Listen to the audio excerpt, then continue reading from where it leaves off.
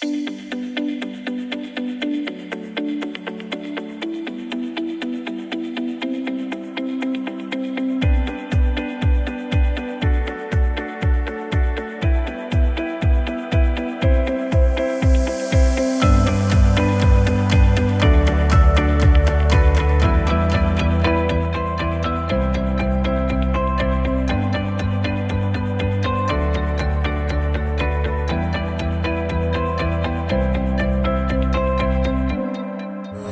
are watching Darasa Online.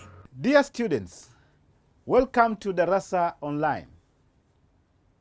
My name is Mr. Darcy. I teach English Language 1. The lesson is about reading skills. This reading skills is a subtopic which is under the major topic, which is language skills. In this subtopic, we are going to look at different things related with reading, and these things will be guided by the questions that read. You are watching Darasa Online. The questions read as: 1. Why do you read? 2. How do you read? 3. How can you establish meaning of unfamiliar words? 4. How can you edit a written text? These questions are going to be the guide of our today's lesson. Now, before we start going through answering what each of these questions mean and what is it that it has to be included in its discussion, let us first of all try to understand what is reading. Because in all these questions, we see the word read, read, reader, reader, reader. They come repeatedly. So what is reading?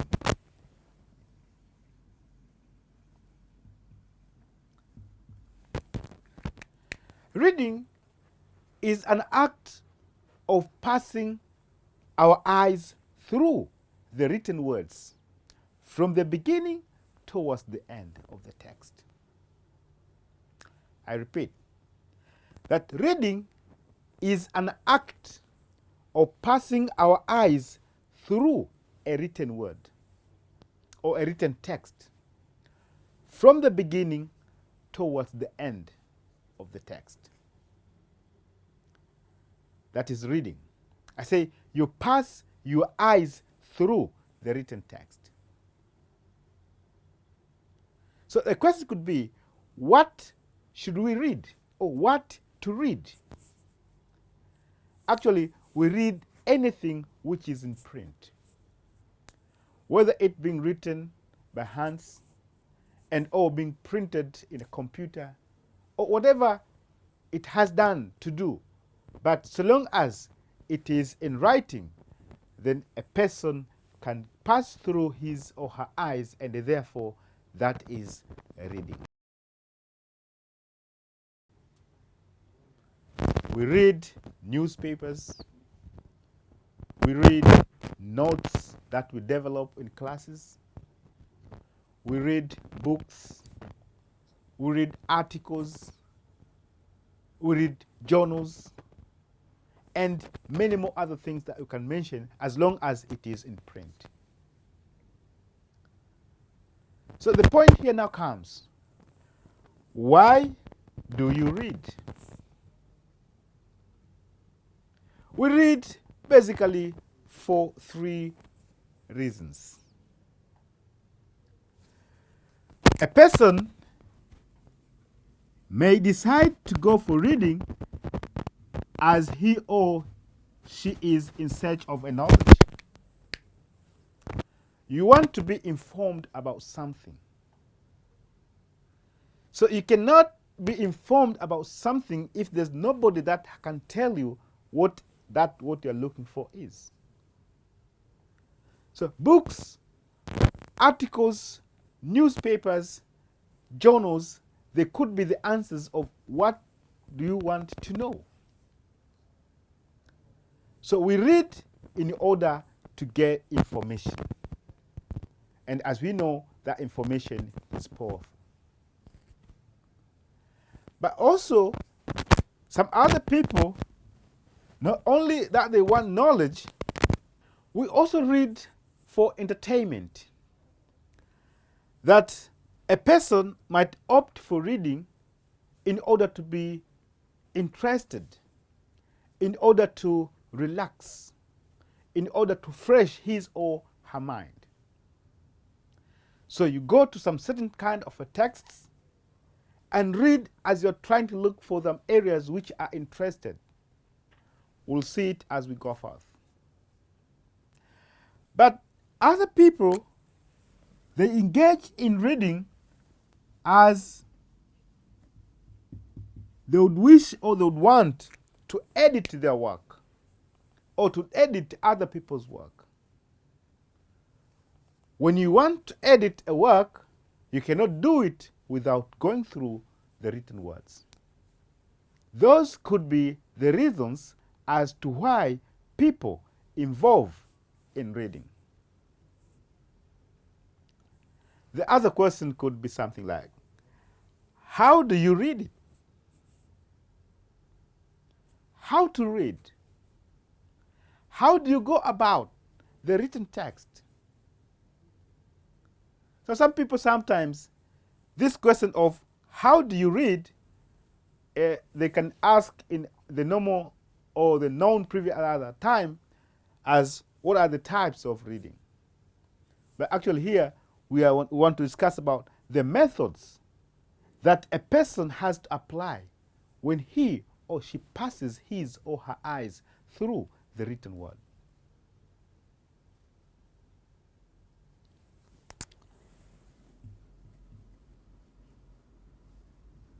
Now, a question of how to read can be answered by three different ways.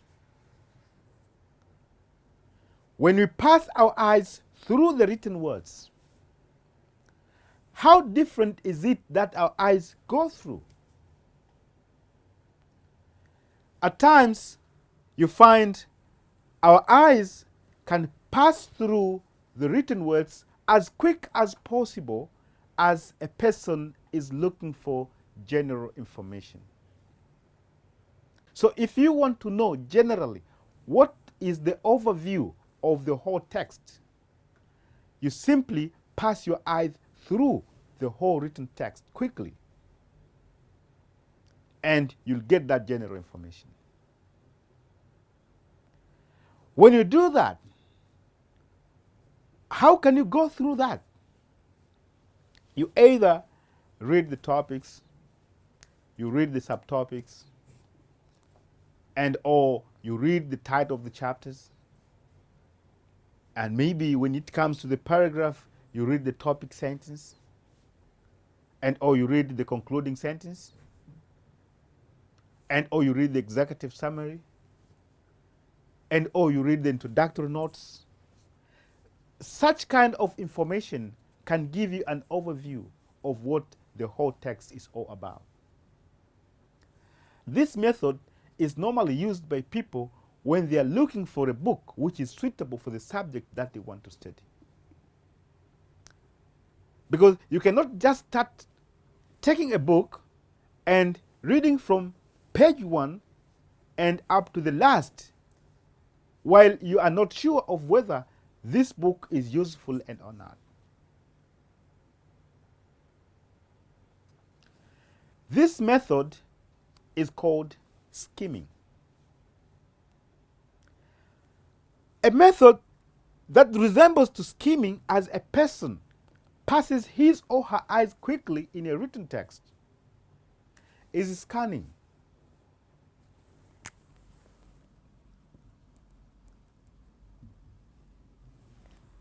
But the difference is, through scanning, this person is in search of a particular information.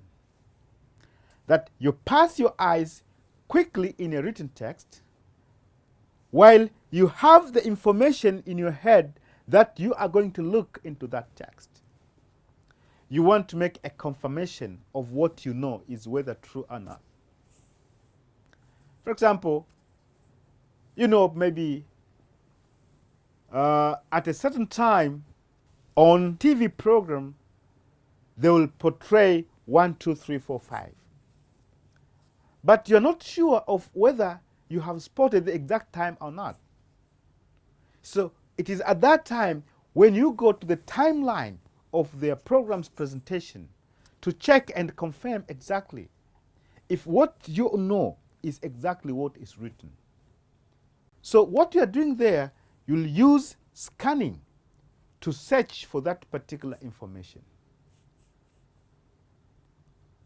And sometimes we also use scanning if the information we are looking, it is in form of a data. So when you go through a written text, you can easily spot out what is it that you are looking for. As I say, it is a bit different from skimming, because under skimming, you don't have any idea of what you're going to look, but you want to have a picture of what the book is all about. But under scanning, you have a certain information that you're going to a book to check and confirm what you know is what exactly is look like.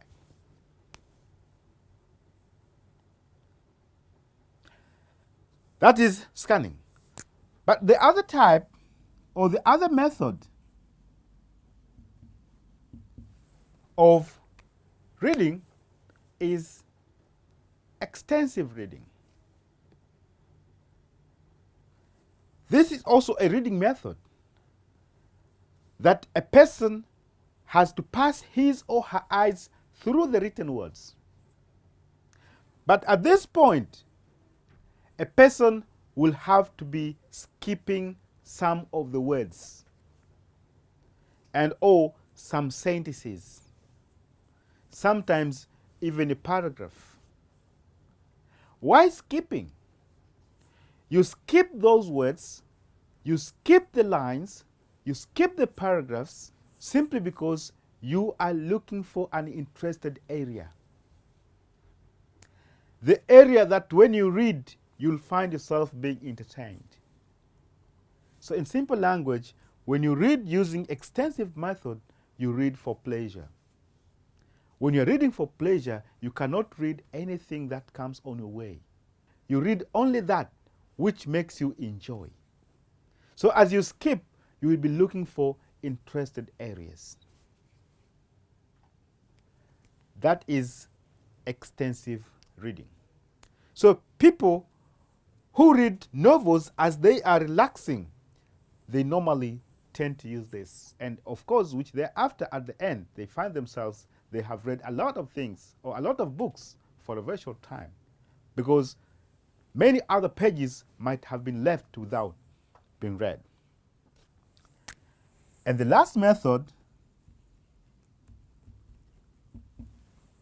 which is applied when reading, is intensive reading. This is when a reader has to go through the written words, has to pass his or her eyes in the written words, reading word after another, between the lines. So it's a bit different from extensive, as under extensive you used to be skipping. But here under intensive, we don't skip even a word. That you have to read every word which is found in that text.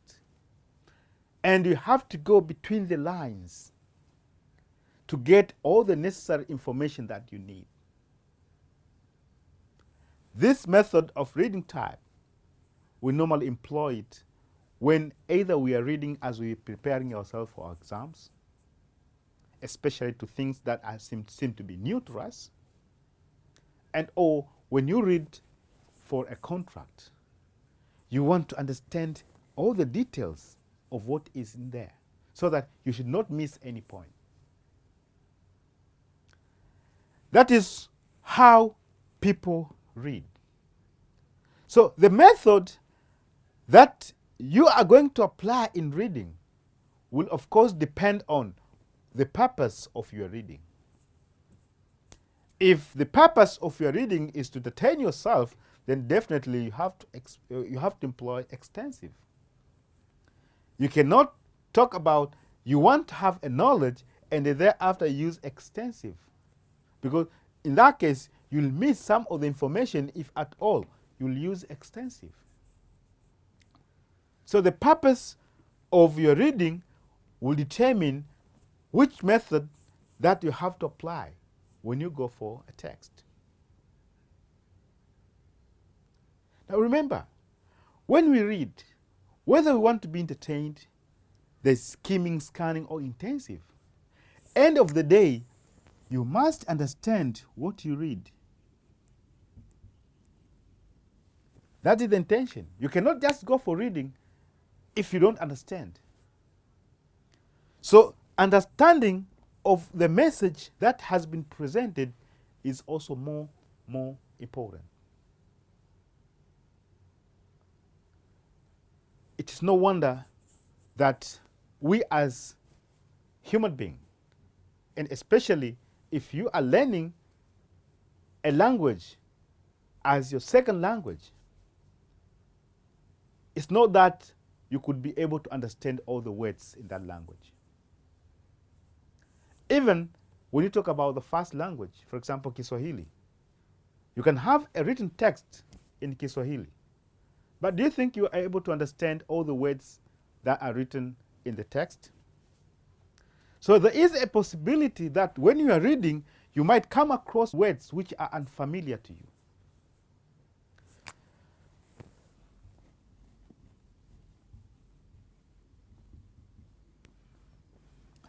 I'm talking about unfamiliar word, a word which is new to you.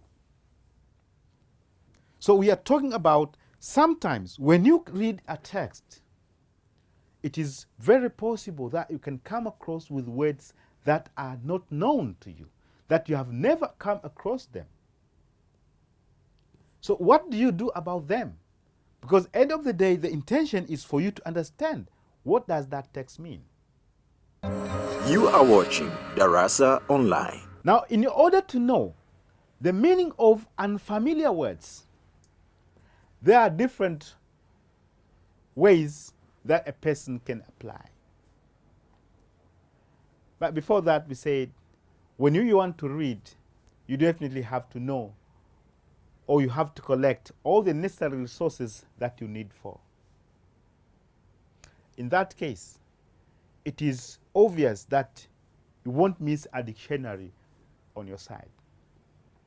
So a dictionary is one of the most important items that you have to carry when you go for reading. Because that is one of the things that it will help you to know the meaning of unfamiliar word, just in case you miss one. So dictionary is one of the useful resource, one of the useful item that you should carry when you go for reading. Because in a dictionary, it contains most words in a language, which their meaning has been explained, and even their uses. So when you come across with unfamiliar words, you simply open up a dictionary and find the meaning of what you're looking for, and then you go forth.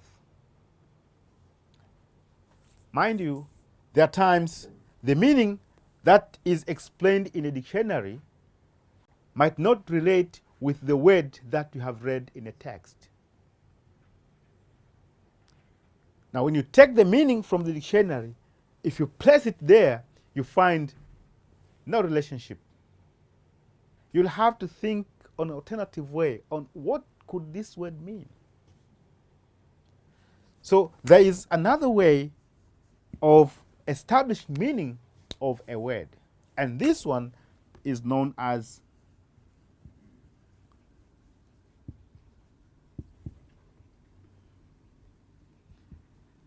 connotative meaning. That we need to know that the words that we speak, apart from the meaning that they have been given an additional meaning. A meaning that in one way or another reflects to the entity and or the attribute that it talks about. Think about a sentence sometimes that reads,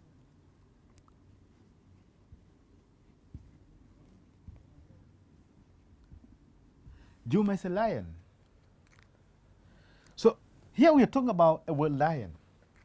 Now if a person misses the meaning of this word, and if he goes to the dictionary, this word could have been probably explained it as a dangerous animal. But here we're talking about Juma. Juma is a human being. How has this Juma been related to this animal?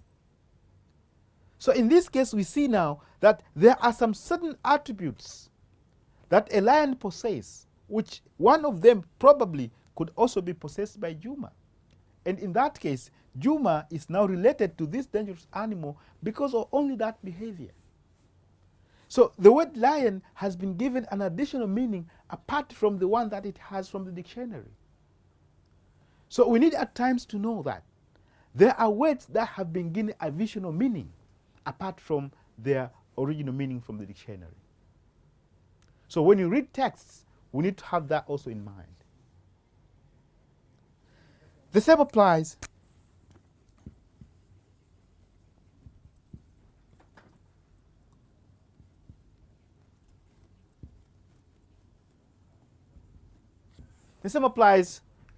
you can have this other type of meaning, which is called contextual meaning.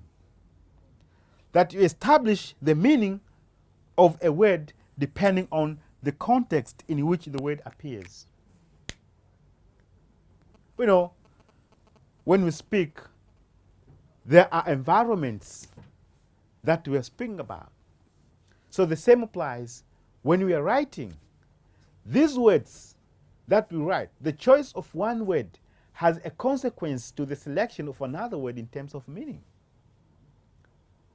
We don't just speak haphazardly the way we want.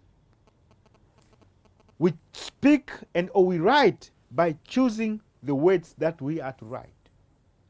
So the choice of one word in terms of meaning must have a consequence to the selection of another word.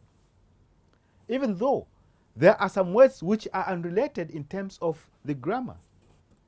But being placed at a certain position, when you understand the meaning of these other words, you can easily establish the meaning of this other word. One time, I came across with a text or a sentence. There were two people who went in the party, and then one of them said, so he was telling his friend that I'm bored with this party.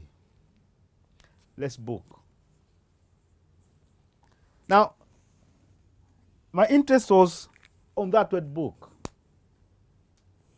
When I referred this word from a dictionary point of view, and I took that meaning, placed it here, then I found the whole thing is nonsense.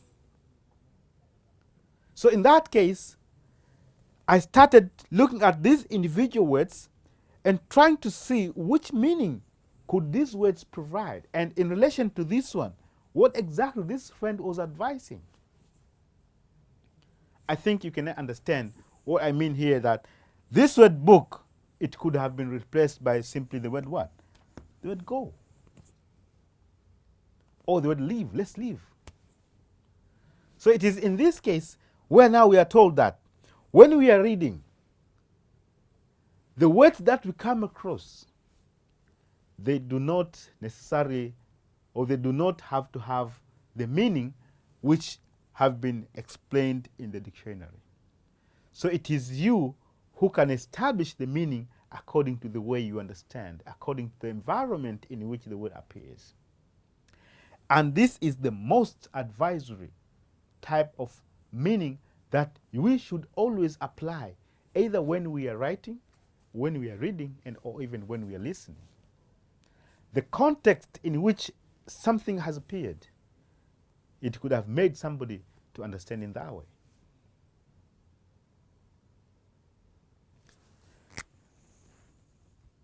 Another way of how you could establish the meaning of unfamiliar words, it is for this what we call meaning relation.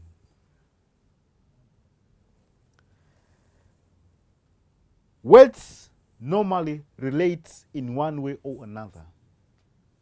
And the meaning relation, we are talking about some of words having approximately the same meaning or having the same meaning. We call them synonyms. If you're talking about tall and you're talking about long, it's almost you're talking about the same thing, but the only difference is how you could apply those words. We could talk about another meaning relation, which is antonym. That the meaning of one word becomes the opposite to the meaning of another word. You think about the word big and the word small. It's not the word big and small are opposite, no. It is the meaning of the word big becomes the opposite of the meaning of the word small.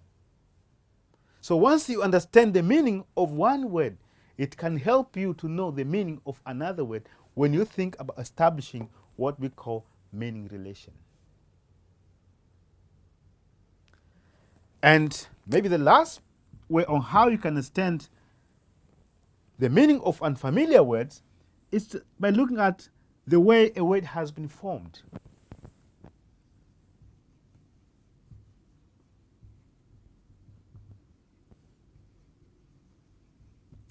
The way how a word has been formed. We talk about the use of word formation process.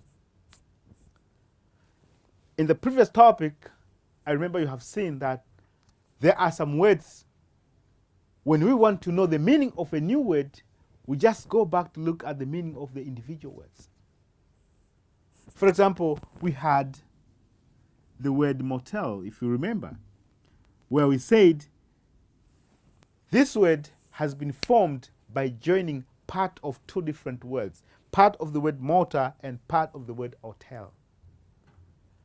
Which, when you know the meaning of the word motor and the meaning of the word hotel, that means you take the meaning of both words and then you include them, you find the word motel. What does the word motel mean? So, what I'm trying to say here is, when you are reading and when you come across with a new word, not necessarily should apply the first method. You can think any of these that becomes simple for you to get the meaning and keep on reading. That is what and how we can establish meaning of unfamiliar words. And in that case, through the use of any of these methods, and depending on the purpose, then that's the end of the day, you achieve what you wanted and or what you were looking for. That is when you either want to get knowledge or to be entertained. And what if now you are given a text for you to go for edition? You want to edit. Or not necessarily that you have been given a text. You have written your essay in an exam or a take of essay or a timed essay, rather, it depends. You cannot just write it and present it. We need to go what is called your review. When you are making that review, what do you have to do? How can you edit a written text? Somebody has written something, and or you have written something. When you want to edit, what things are you going to look at?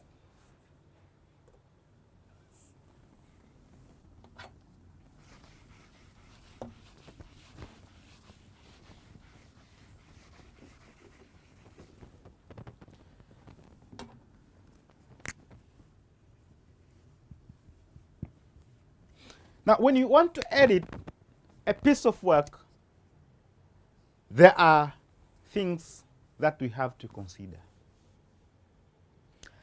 The foremost, we look at the language used. Is it proper? Is it the kind of language that has been recommended? Or there's a mixed up of different languages? So if there's a mixed up of different languages, then you have to choose which language in common that you have to apply. And so it has to be consistent. Now, when you think about the choice of language, then this is when you go to what is called diction. You have thought probably maybe the language that or that is recommended is English language. So diction, we're talking about the choice of words, the choice of vocabulary that have been used. And under this one, you have to look at what is called the appropriateness. The appropriateness of the vocabularies. Bearing in mind that we have words which are synonymous. The meaning of this word could be more or less the same as this other word. Where you need also to know that these words can sometimes be substituted and sometimes not. So, has a word been used at an area where it is required for? Or it has been wrongly used so that you can replace it with another one? This is one. But under the same, you also have to check if the words have been correctly spelled. The spelling of words. Have they been properly spelled? Apart from spelling, you also have to look at the grammar of the language. Now, under grammar here, there are different things that you have to look at. You talk about tense consistency. If the text has been written in the past tense, so that means your tense always has to reflect the past. And if it talks about the present, then your tense has to reflect about the present. And so to the future. But another thing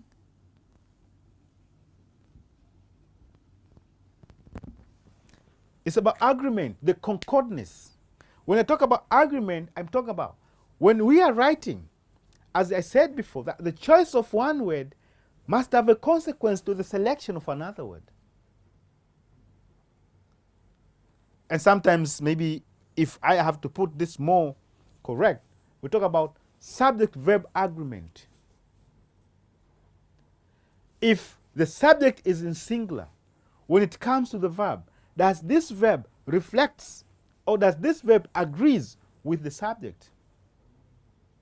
You say, I play,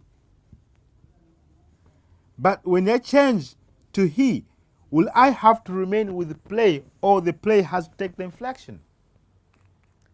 This is the concordance I'm talking about. The agreement of words in a sentence. But also, you are talking about the use of functional words, grammatical words,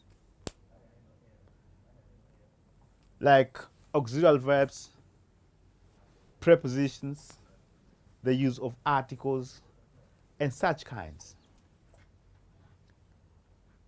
When we are using these, we need also to know when and where we have to use them. And if it has wrongly been used, then you need to know that you are the one who is going to correct it. That's the meaning that, you have to check all these.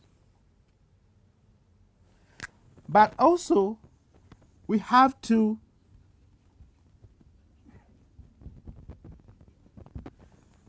think about the punctuation signs. Because a text has been written. You have to look at, has this text been correctly punctuated? And it is these punctuation marks that are going to make whatever has been written meaningful. Remember, punctuation marks, it starts with how words are written. I'm talking about the use of capital and small letters. Where do we use capital letters? Where do we use small letters? And punctuation also has to do with observing spaces between words. When we are writing, we can't just write continuously without spaces in between words. At the end of each word, then there should be a space in between. But also something more related to the word punctuation itself, it is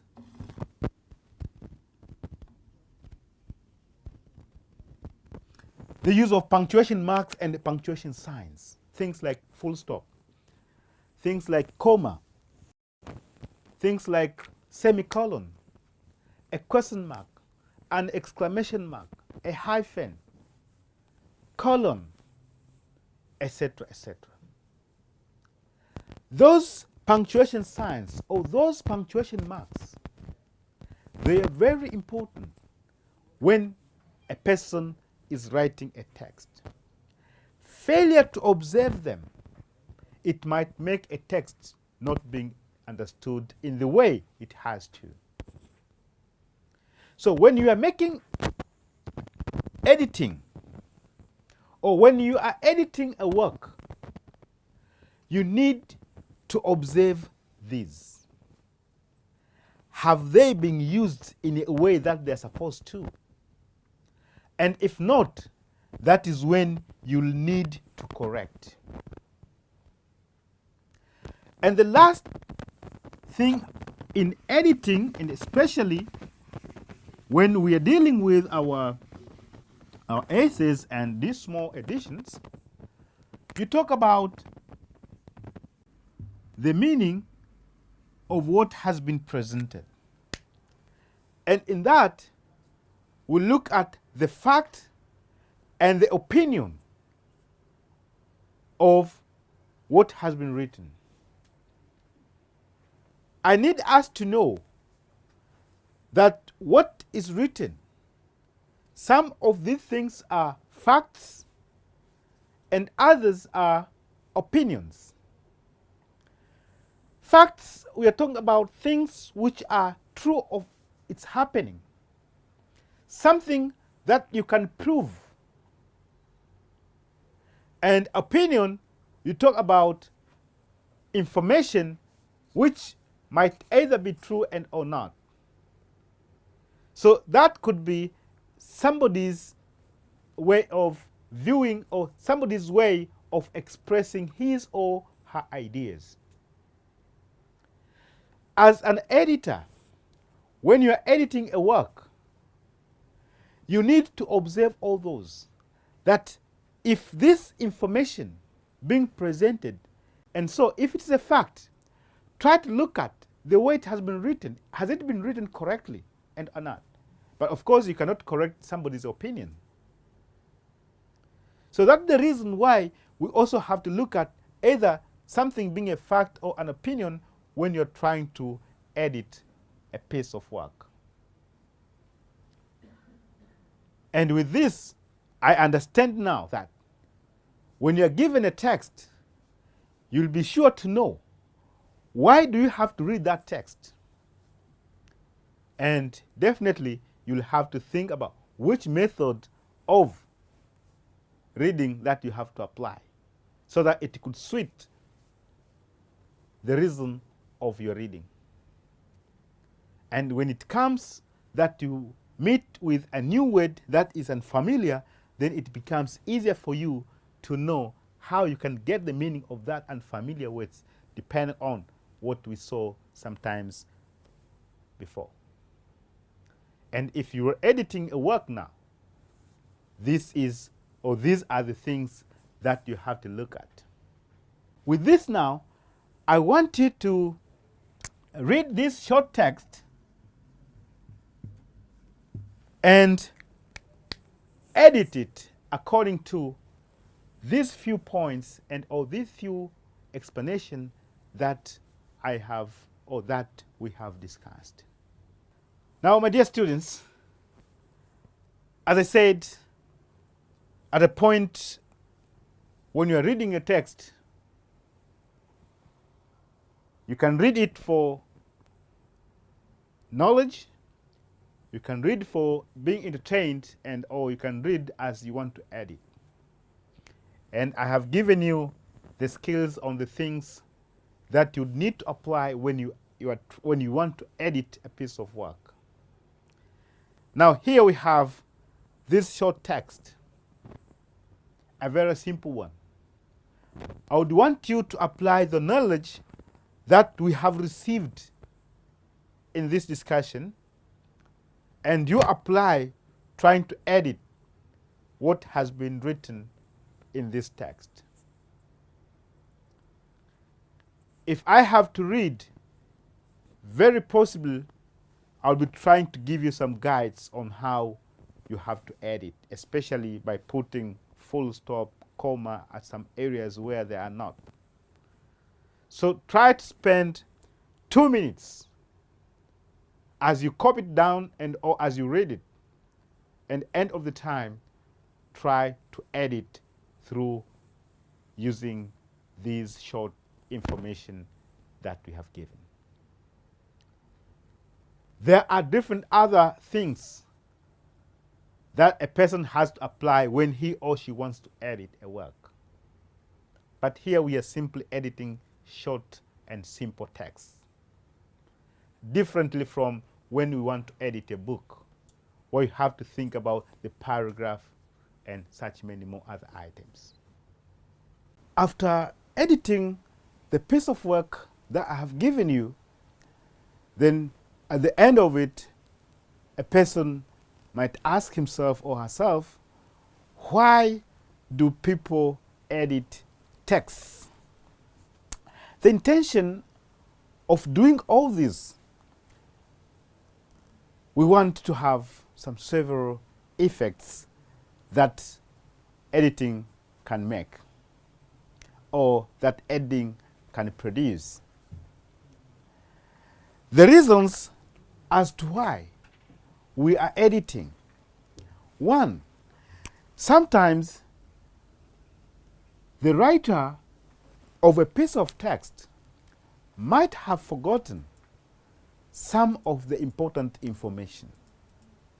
So you as an editor, after doing all the editing work, you also need to look at the information which is presented.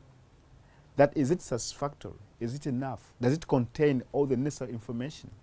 So in case when you read, as you're editing, you find there is lack of certain information, that is a point where you have to put your inputs. You have to add more necessary information that you think is required.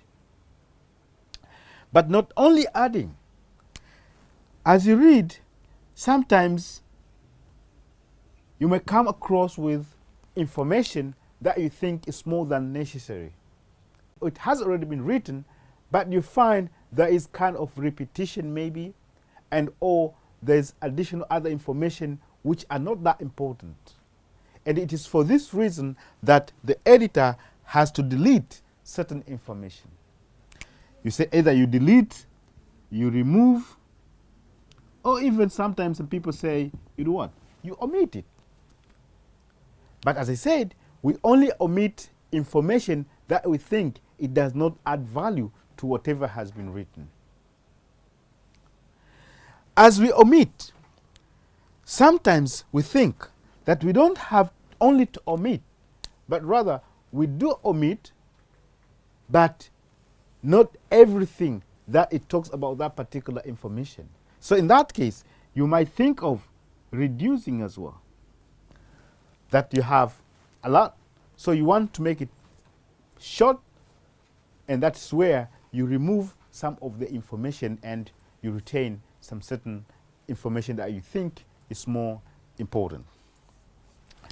But also, you sometimes can delete a certain information. But when you delete that, you find there's something that it needs to be replaced. So there's a replacement as well. So you take off certain information and instead you put another information to replace that which you have deleted.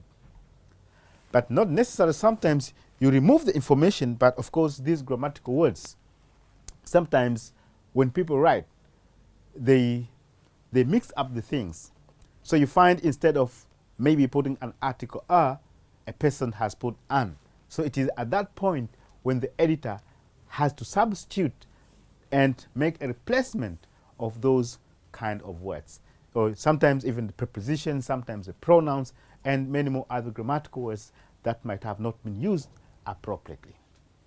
And also, a writer might lack or might not have used the linking words, the words that shows the connection of sentences, connection of paragraphs, and link of any information that it has been written.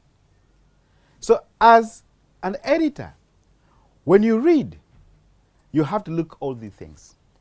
That when you find the information is loose, then you have to think about which word should you put to connect the information or to link the information which is either in this sentence and with this other sentence.